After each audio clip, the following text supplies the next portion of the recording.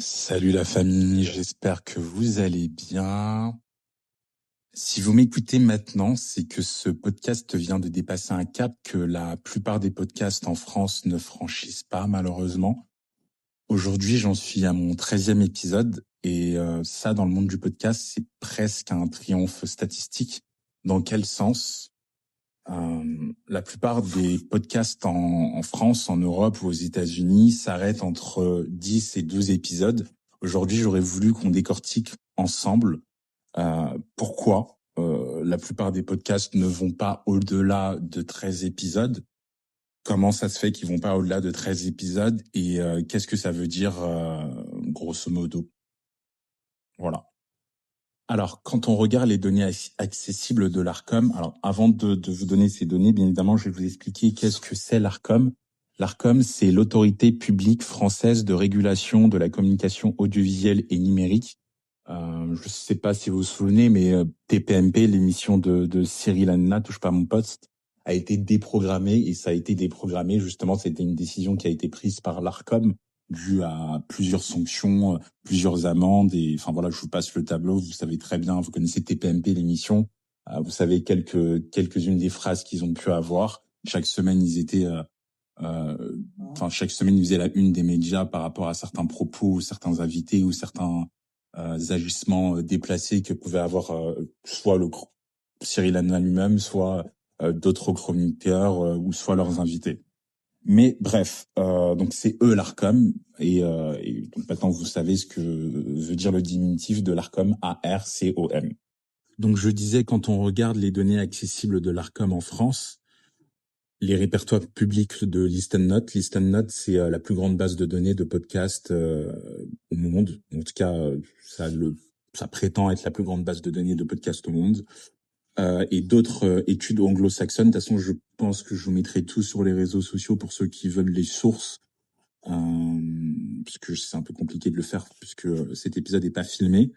Mais ceux qui le veulent, je leur donnerai directement les sources. Ils ont comme envoyé un message ou ils ont qu'à commenter par la suite. Je les enverrai un message sur les réseaux sociaux pour leur donner toutes mes sources. Voilà. Donc je disais, quand on regarde les données accessibles de l'ARCOM en France, plus les répertoires publics de Listen Note, plus les études anglo-saxonnes, on découvre que ces données pointent plus ou moins dans la même direction, dans le sens où 40% des podcasts ne dépassent pas 5 épisodes. Je répète, 40% des podcasts ne dépassent pas 5 épisodes. Environ 70% arrêtent avant 10 épisodes et la médiane tourne entre 8 et 12 épisodes selon les pays. Il y a seulement une petite minorité qui passe un jour la part des 50 épisodes et bravo à ceux qui y arrivent. Et encore une plus petite minorité qui dépasse les 100 épisodes et ceux-là sont entre 2 à 3% seulement. Encore bravo aussi à ceux qui font partie de cette plus petite minorité-là. Ce qu'il faut retenir, c'est que se démarquer, c'est pas forcément quelque chose d'évident. Moi, j'en suis au 13e épisode. Là, l'épisode que vous écoutez, c'est le 13e épisode. Donc, c'est déjà un cap que je viens de passer, dont la plupart des créateurs, malheureusement, ne passent pas. Pas parce qu'ils sont mauvais, pas parce qu'ils ne méritent pas d'être écoutés, mais parce qu'en fait, je me rends compte, moi, depuis que j'ai commencé, et je pense que tout créateur de podcast pourra le confirmer, ou en tout cas, si je dis le contraire, si je me trompe, qu'on m'arrête, que quelqu'un me le signale dans les commentaires, peu importe, il n'y a pas de problème. Moi, je suis là pour ouvrir le débat et la conversation. Mais donc, ce que je veux dire, c'est que, en fait, créer régulièrement, ça demande une discipline que beaucoup, je pense, sous-estiment complètement. Je vais m'expliquer. Là, je vous posais la question à vous, ok? Prenez un petit temps pour réflexionner. Pourquoi autant de podcasts s'éteignent aussi vite d'après vous? Je vous laisse quelques secondes de réflexion. Peut-être que vous n'avez jamais posé la question, donc je vous laisse réfléchir. Je répète ma question. Pourquoi autant de podcasts en France s'arrêtent aussi vite? Je vous laisse réfléchir. Donc bon, vous avez pris le temps de réfléchir. Moi aussi, j'ai pris le temps de réfléchir. Je vais vous donner, selon moi en tout cas, selon mon propre avis, quelles sont les quelques-unes des raisons qui font que la plupart des podcasts en France s'arrête assez rapidement. Et je rajouterais la plupart des podcasts en France traitant de l'alimentaire, pour rentrer encore plus dans les précisions. Donc moi, je pense que déjà, il y a le fait d'être seul, parce que du coup, quand on écrit, on enregistre, on monte, on publie, et quand il y a personne d'autre pour te pousser ou te motiver, il suffit qu'il y ait une baisse de tension et hop, la régularité elle disparaît et donc tu t'arrêtes. Et après, une fois que tu t'arrêtes une semaine, une fois que tu t'arrêtes 2 semaines, t'es totalement découragé. Reprendre un certain rythme, c'est assez compliqué. Et donc du coup, tu baisses les bras et tu t'arrêtes là. Tu t'arrêtes là. Ensuite, je pense qu'il y a le fait d'avoir une vie de famille. Alors bon, c'est mon avis encore une fois, mais je pense, enfin moi, pour avoir regardé un peu les podcasts, ce qui se fait plus ou moins sur les podcasts traitant de l'alimentaire en France, la plupart, je dis bien, ont plus de 30 ans ou me semblent avoir plus de 30 ans, donc un certain âge, ils sont peut-être potentiellement mariés, ils sont peut-être potentiellement des enfants, ils ont peut-être potentiellement un crédit sur le dos, et il y en a aussi qui sont chefs d'entreprise, donc ils ont d'autres choses à côté. Il y en a qui sont donc chefs d'entreprise, il y en a aussi qui sont salariés. Donc ils ont une vie en dehors de leur projet entrepreneurial, de leur projet de podcast. Et donc je pense que ça aussi, ça peut jouer dans le sens où on n'est pas pleinement investi comme on pourrait peut-être l'être parce que il y a la vie de famille, ça crée de la fatigue quand on doit aller chercher son gosse, quand on doit répondre à certaines demandes de madame peut-être. On a d'autres choses qui sont aussi prioritaires.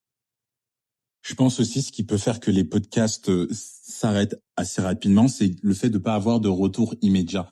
Par là, j'entends que quand on n'a pas de retour immédiat, c'est-à-dire que si tu fais pas tout de suite beaucoup d'écoutes ou les gens ils te font pas forcément de feedback, en plus tu gagnes pas d'argent dessus et en plus de ça, je tiens même à préciser parce que moi mon podcast, il est pas filmé, il y en a leur podcast, il est filmé. Il faut savoir qu'il y en a quand ils filment pas chez eux, ils filment pas sur leur lieu de travail. Ils ont loué des studios de tournage avec le matériel, avec le décor. Donc c'est cool, c'est très joli, c'est très instagrammable. Je dirais même, en tout cas, quand tu sors des vidéos qui pourront par la suite être publiées sur Instagram, sur TikTok, sur YouTube, c'est cool. Ça fait très joli, c'est structuré, ça fait pro quoi. Mais par contre, ça a un coût. Et quand tu dépenses, je sais pas combien ça coûte un studio de tournage, il faudrait que je regarde, mais quand tu dépenses une certaine somme par rapport à un studio de tournage pour chaque épisode que tu sors, tu peux vite te décourager quand t'as pas encore rentabilisé tout cela et que tu te rends compte que ah putain, je sors des épisodes, je fais pas beaucoup d'écoute, il y a pas beaucoup de gens qui me font un feedback, voire personne, et en plus de ça, je fais pas rentrer d'argent, je gagne pas d'argent avec, mais par contre, j'en sors à chaque épisode qui sort. Donc je pense que c'est aussi quelque chose qui peut décourager. Et pour finir, je pense qu'il y a peut-être des gens qui ont vu aussi d'autres gens comme moi, qui ont vu aussi d'autres gens le faire et ils se sont dit putain bah ouais je peux le faire, mais ils ont pas forcément pris en considération la charge de travail qu'il y avait derrière. C'est-à-dire que la création audio, ça demande de la structure, ça demande des idées, ça demande de la régularité, ça demande parfois même un peu de technique, que ce soit sur le montage, que ce soit sur le graphisme, que ce soit sur le fait de rédiger un script.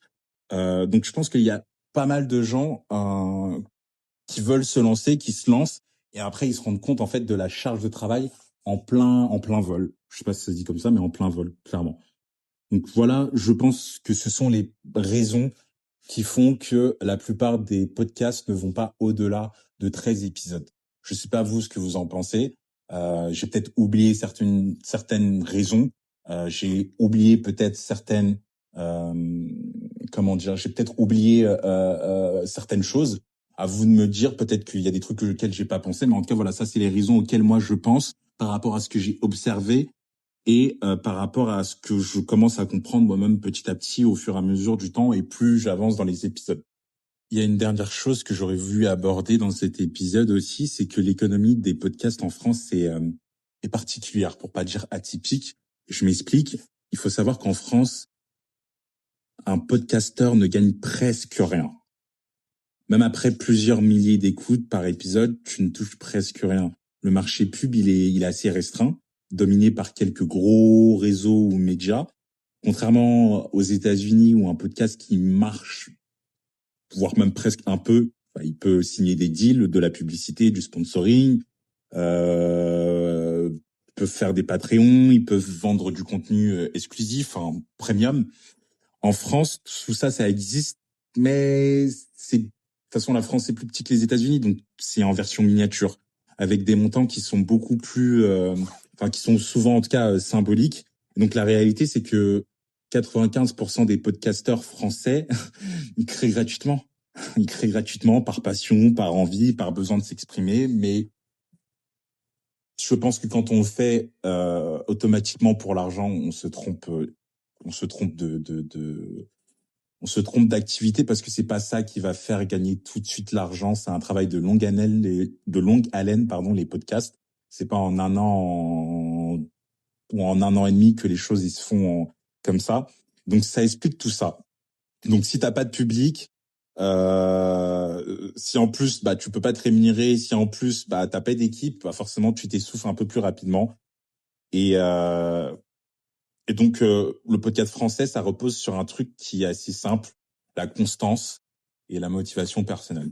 Rien d'autre, très clairement. Et moi, donc, j'arrive à ce 13e épisode aujourd'hui et je peux dire que je continue dans un écosystème où techniquement tout me pousse à arrêter puisque je gagne pas d'argent, je fais pas encore de milliers d'écoutes, je suis pas suivi par des milliers de personnes sur les réseaux sociaux, que ce soit sur Instagram, sur TikTok ou sur YouTube, mais je continue parce que je crois en ce projet, parce que je crois en moi, parce que je trouve que c'est hyper intéressant et surtout je me suis pas lancé dans ça pour l'argent de base. Avec tout ce que je viens de vous dire, on pourrait se dire, mais comment ça se fait que moi, je suis encore là? Comment ça se fait que j'arrive à sortir là, ce 13e épisode, et que je fasse, pardon, oh là là, mon français, et que je fasse partie déjà d'une certaine minorité. Mais il faut pas, voilà, moi, avant de lancer ce podcast, tout de suite, déjà, faut savoir qu'avant de lancer avant de vous lancer le premier épisode, j'avais déjà 6 ou 7 épisodes de côté, ce qui est déjà énorme. C'est-à-dire que j'avais déjà 1 mois et demi d'épisodes de côté, ce qui est relativement énorme. Vous me direz s'il y a d'autres créateurs de contenu qui écoutent cet épisode et qui tombent par là, si eux, quand ils se sont lancés, ils avaient autant d'épisodes de côté. Je suis pas sûr. Moi, je suis quelqu'un, je préfère trop que pas assez. Donc voilà, on pourrait se poser la question pourquoi moi je suis encore là, mais voilà, je suis quand même, je dirais pas comme ça, mais je suis quand même assez discipliné. J'ai quand même une vision assez claire. Tout de suite, j'ai compris assez rapidement que la plupart des épisodes, la plupart des podcasts en France n'allaient pas au-delà de certains épisodes. Tout de suite, je me suis posé la question, le pourquoi du comment. Tout de suite, je me suis dit, ok, moi je vais aller à contre-courant. Mes épisodes, en tout cas, la majeure partie de mes épisodes sur cette première année de podcast, parce qu'il y aura peut-être une seconde année, je ne sais pas. En tout cas, donc ouais, sur ma première année d'épisode de ce podcast, en tout cas, la majeure partie ne serait pas filmée. Tout de suite, ça, je le savais. Et pourtant, malgré tout, voilà, les créateurs de contenu, de podcast, ils pourront certainement aussi se reconnaître dans ça, dans le sens où moi, en tout cas, dans ma stratégie, j'étais en mode, ok, je vais pas filmer la plupart des épisodes. Et malgré tout, quand j'en parlais aux gens autour de moi, ils me disaient, mais non, tu devrais filmer, tu devrais filmer, tu devrais filmer, tu devrais filmer. Mais filmer, c'est plus de travail, c'est plus de montage. Et comme je l'ai dit il y a quelques minutes auparavant, il y en a qui louent des studios de tournage avec tout le matos. C'est super, c'est joli, ça fait très pro, mais ça a un certain coût. Et quand tu te lances, quand tu sors, je sais pas, moi je te dis des bêtises, je sais pas combien ça coûte un studio, on regardera ça on reverra ça ultérieurement dans un autre épisode, mais quand tu sors 150, 200 euros par épisode, t'as intérêt non seulement d'avoir de l'argent de côté, mais t'as intérêt à être patient. Et t'as intérêt à pas te décourager quand tu vas voir que tu fais, je sais pas moi, que sans écoute sur cet épisode ou que finalement l'épisode que tu pensais qui est entre guillemets allait te faire percer, il te fait pas percer. Ou en tout cas, il a pas eu le retour espéré. Donc ouais, on pourrait se poser la question du pourquoi, du comment je suis encore là. C'est une bonne question. En tout cas, moi, j'ai pas prévu de m'arrêter là. J'ai pas prévu de me décourager, même si je fais pas encore des milliers d'écoutes, même si, comme je vous ai dit, je suis pas suivi par des milliers de followers. parce que je pense que c'est un travail de longue haleine et surtout parce que je pense que, en tout cas sur les podcasts traitant de l'alimentaire en France, c'est mieux d'avoir une certaine vision et de prendre son temps. De prendre son temps. Moi, déjà, le fait que je publie un épisode par semaine, c'est déjà un certain rythme. C'est un rythme qui est assez conséquent. C'est un rythme qui peut-être qui peut faire en sorte que j'ai un peu moins de comment dire, d'imagination pour le contenu qui sortirait. Genre, par exemple, ah bah, j'ai tellement sorti d'épisodes au fur et à mesure des semaines que je sais plus de quoi parler. Et je pense que non, je pense qu'il y a beaucoup de choses à dire sur l'alimentaire en France. Je pense qu'il y a beaucoup d'intervenants que je peux faire venir sur le podcast ou aller vers eux pour faire découvrir leur métier, faire découvrir leur histoire, leur parcours parfois impressionnant. Donc ouais, ne vous inquiétez pas, on va aller ensemble jusqu'à 53 épisodes cette année. J'ai dit que je le ferais.